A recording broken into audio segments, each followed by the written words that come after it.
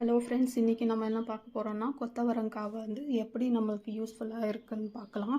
அடுத்து இதை எப்படி சுவையாக சமைச்சு சாப்பிட்றதுன்னு பார்க்கலாம். இந்த கொத்தவரங்காய் வந்து நமக்கு வந்து இந்த எலும்பு வளர்ச்சிக்கு ரொம்பவே யூஸ்ஃபுல்லாக இருக்குது. ரத்த ஓட்டத்துக்கும் இது ரொம்பவே யூஸ்ஃபுல்லாக இருக்கும்.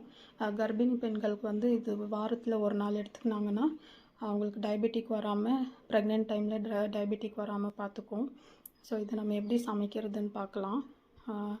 இது வந்து நான் அந்த ஃபஸ்ட்டு வந்து காயை வாஷ் பண்ணி உடச்சி எடுத்துக்கிறேன். இந்த மாதிரி உடச்சி எடுத்துக்கிறேன். இந்த மாதிரி உடச்சிட்டு முதல்ல காயை மட்டுமே நம்ம எண்ணெயில் வதக்கி செப்பரேட்டாக எடுத்துக்கலாம். ஒரு 3 ஸ்பூன் எண்ணெய் சேர்த்துட்டு அந்த எண்ணெய் சூடானதும் இந்த காயை அதோட கூட சேர்த்துட்டு இதை நல்லா நான் வதக்கி எடுத்துக்கிறேன்.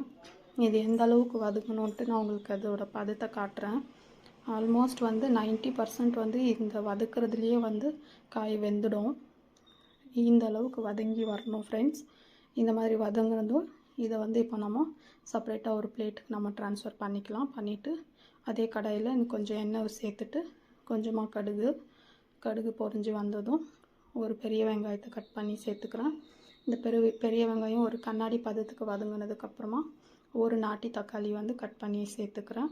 தக்காளி வந்து நல்லா மசிகிற வரைக்கும் நல்லா வதக்கிக்கணும்.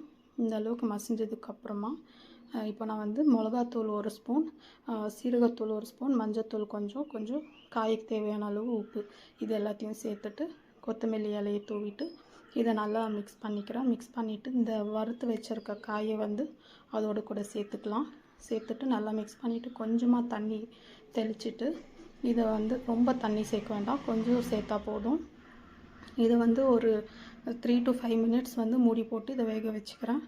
இது ஃபுல்லாக நல்லா இப்போ வெந்துடுச்சு.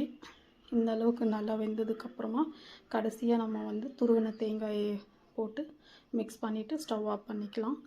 இந்த காய் பார்த்திங்கன்னா கொத்தவரங்காய் வந்து தமிழ்நாட்டில் சொல்லுவாங்க, கர்நாடகாவில் வந்து கோரிக்காயின்னு சொல்லுவாங்க, நார்த் கர்நாடகாவிலலாம் பார்த்திங்கன்னா இது சோலைக்காய் அப்படின்னு சொல்லுவாங்க.